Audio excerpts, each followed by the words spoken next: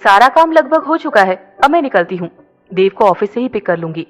अवंतिका ने कहा तो आरोही मुस्कुराकर बोली, जी ठीक है, ऑल द बेस्ट। अवंतिका ने आरोही के माथे को चूमकर कहा और फिर वहां से जाने लगी।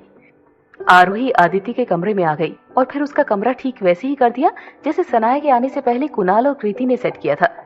आरोही ने आदित्य के कमरे को रंग बिरंगे फूलों और रोशनी से बहुत अच्छे से सजा दिया और फिर मुस्कुराते हुए सोचने लगी, अब मैं कभी भी आपकी जिंदगी में कुछ भी बिखरने नहीं दूंगी आदि, और ना ही किसी को आपकी जिंदगी को कंट्रोल करने दूंगी। ये जिंदगी आपकी है और अब से आप इसे अपनी मर्जी से ही जिएंगे।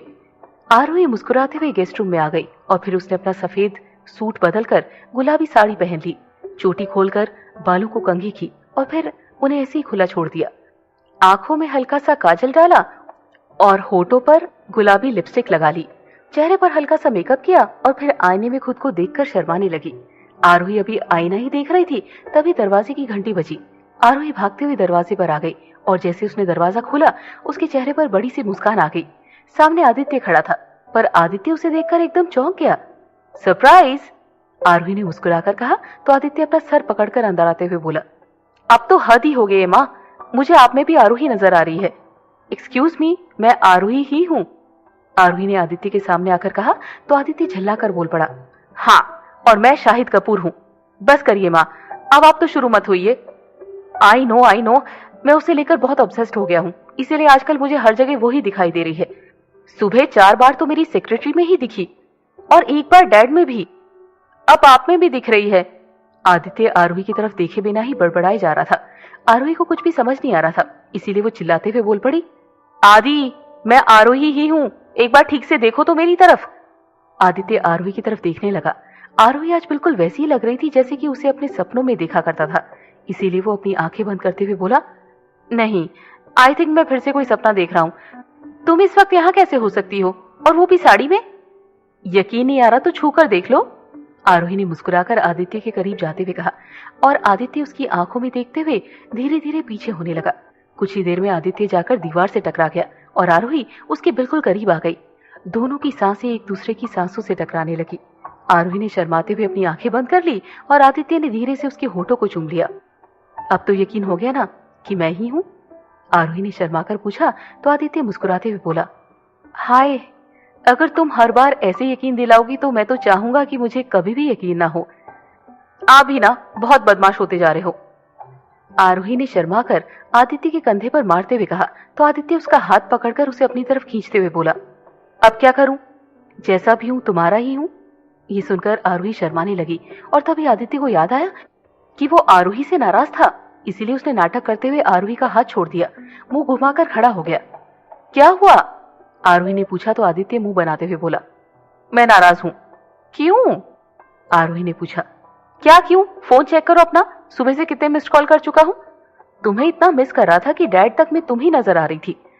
बाय द वे, डैड से याद आया, माँ कहाँ है और घर में इतनी शांति क्यों है, और इस वक्त तुम यहाँ क्या कर रही हो? आदित्य ने एक साथ ही ढेर सारे सवाल कर दिए, जिसे सुनकर आरोही मुस्कुराते हुए बोली, वो दरअसल माँ और डैड को एक पार्टी में जाना था, इसलिए मैंने सोचा कि क्यों ना मैं यहाँ आकर आपको सरप्राइज दूं। बस उसी की प्लानिंग कर रही थी सुबह से, इसीलिए फोन नहीं उठा पाई। तो इसमें प्लानिंग करने जैसा क्या है? बस हॉस्पिटल से घर ही तो आना था, उसमें फोन पिक न करने जैसा क्या था? आदित्य ने मुंह बनाते हुए कहा तो आरोही झल्ला कर बोल पड़ी, आप ना सड़ू के सड़ू ही रहोगे। एक तो मैंने इतना अच्छा सरप्राइज दिया, ऊपर से आप खुश होने की जगह मुंह बना रहे हैं। बनाए रहिए मुंह, मैं जा रही हूँ। ये कहते हुए आरोही वहां से जाने लगी तो आदित्य उसका हाथ पकड़कर उसे अपनी तरफ खींचते हुए बोल पड़ा, ऐसे कैसे जा रही हो? मैं जाने दूंगा तब ना।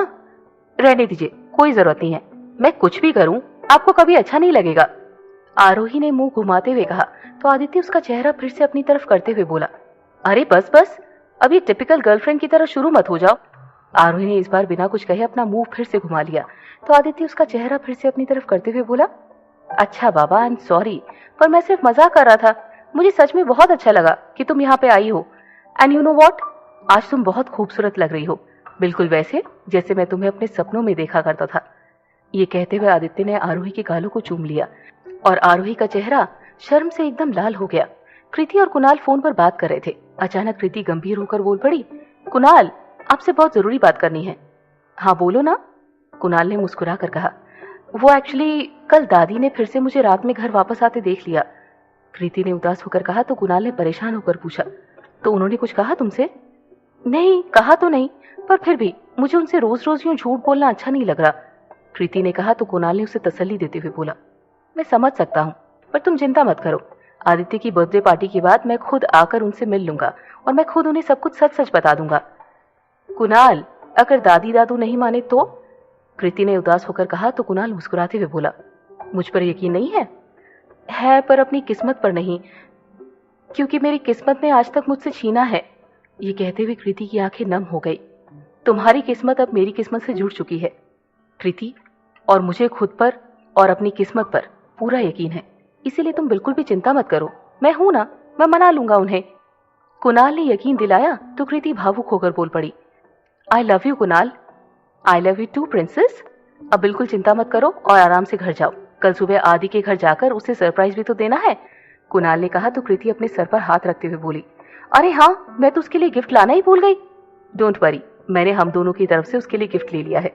कुणाल ने मुस्कुरा कर कहा तो कृति हंसते हुए बोली, कभी कभी सोचती हूँ आप नहीं होते तो मेरा क्या होता। तुम नहीं होती तो मैं भी नहीं होता, क्योंकि भगवान ने सबको जोड़े में बनाया है। मेरा जोड़ा ही नहीं होता तो मैं अकेला क्या करता। कुणाल ने हंसते हुए कहा, ओ, कभी कभी आप कितनी क्यूट बातें करते हैं ना, कि मन करता है कि। कहते कहते कृति रुक गई तो कुणाल शरारती अंदाज में बोला, कि सुनती ही रहूं। कृति ने बात बदलते हुए कहा तो कुणाल चिढ़कर बोला, ये तो नहीं था, यही था। अब ज्यादा नॉटी होने की जरूरत नहीं है, सो जाइए, गुड नाइट। कृति ने हंसते हुए कहा तो कुणाल उदास होकर बोल पड़ा, गलत बात है ये, पहले खुद ही बोला और फिर खुद ही good night. Not fair. Everything is fair in love and war. Kriti ने हंसते हुए कहा तो कुणाल उदास होकर बोल पड़ा, ओके, गुड नाइट, कल मिलते हैं। कुणाल फोन रखने ही वाला था कि तभी कृति बोल पड़ी, वेट। अब क्या? कुणाल ने मुंह बनाकर बोला, कुछ रह गया। कृति ने कहा, क्या? कुणाल ने पूछा तो कृति कस के फोन को चूमकर उसे किस देते हुए बोली, ये। Thank you now and good night. Kunal ने मुस्कुराते हुए कहा तो कृति मुंह बनाते हुए बोली, अरे ऐसे कैसे, क्यों, क्या हुआ? कुणाल ने जानबूझकर अनजान बनते हुए पूछा, मुझे भी चाहिए। कृति ने कहा, क्या? कुणाल ने मुस्कुराते हुए पूछा, कुछ नहीं, गुड नाइट। कृति ने झल्लाकर कहा तो कुणाल हंसते हुए बोला, अच्छा वेट वेट। ये कहते हुए कुणाल ने भी फोन को कस के चूम कर कृति को किस किया और फिर मुस्कुराते हुए बोला, I love you. I love you too. Kriti ने मुस्कुराते हुए कहा और फिर दोनों गुड नाइट कहकर सोने चले गए।